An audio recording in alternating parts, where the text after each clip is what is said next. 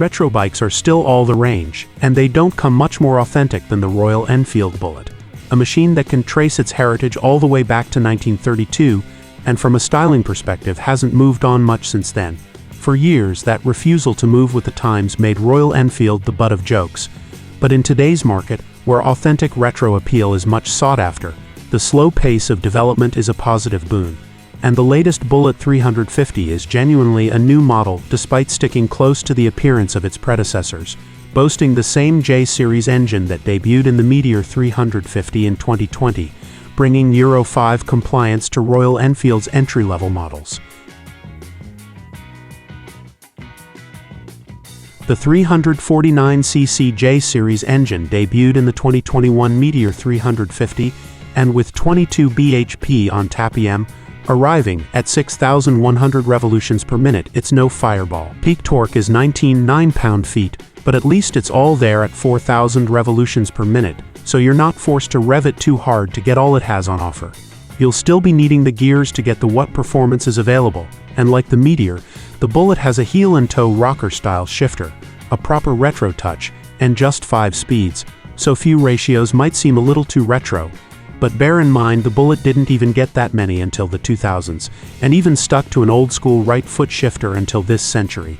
So the left foot shift and 5 gears is still plenty modern in Bullet terms.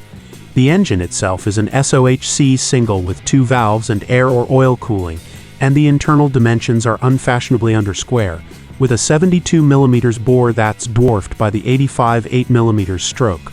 As with Royal Enfields of the past, that simplicity is a selling point rather than a drawback. Enfield's huge success in India is in part down to the fact its bikes can be depended upon and are easy to fix. In outright performance terms, the Bullet 350 should hit 70 miles per hour, but realistically, it's going to be more comfortable sitting in the 50 to 60 miles per hour bracket for longer rides. The J-series engine is fitted in a similarly conventional simple frame, a twin down-tube spine chassis with suspension that's also very much in the traditional mold.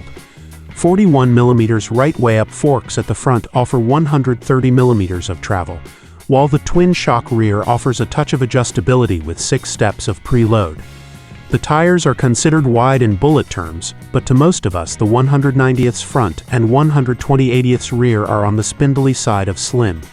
But what's the point of anything wider?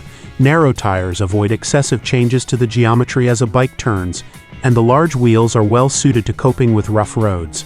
Another boon in Royal Enfield's Indian homeland, but increasingly one that riders in the UK will appreciate, as the country's plague of potholes remains rampant. One downside to the simple, rugged design is that the Bullet, like other Enfield 350s, is a little heftier than you might expect, with curb weight of 195 kilograms. The brakes, a single 300mm front disc with a 2-pot caliper, a 270mm rotor, and 1 piston stopper at the rear, feature the mandatory ABS at both ends. The Bullet's thickly padded dual seat might not look as cool as the single tractor-style pad of the classic 350, but it promises more comfort as well as the ability to lug a passenger around. At 805mm, it's neither excessively tall nor ultra-low, and it sits behind a 13-liter fuel tank similar to the classics. Those liters are going to take you a long way. Royal Enfield claims economy of 263 L 100 kilometers or 107.4 miles per imperial gallon to use a more familiar measure. That means each 13-liter fill has the potential to take you more than 300 miles. The equipment part of most modern bike spec sheets is packed with initialisms and acronyms, with multi-layer menus to navigate and a baffling array of modes and features. That's not the case with the Bullet 350. It has what you need, including 2-channel ABS, and even a USB port on the bars. But while the instruments, a single large speedo set into the top of the headlight cowl, have a small digital display, there's not much else to mention in terms of tech. There's a range of optional extras on offer to tailor the bike, including different seats, bars, and luggage. But if you're looking for all the latest bells and whistles, the Bullet probably never appealed to you in the first place.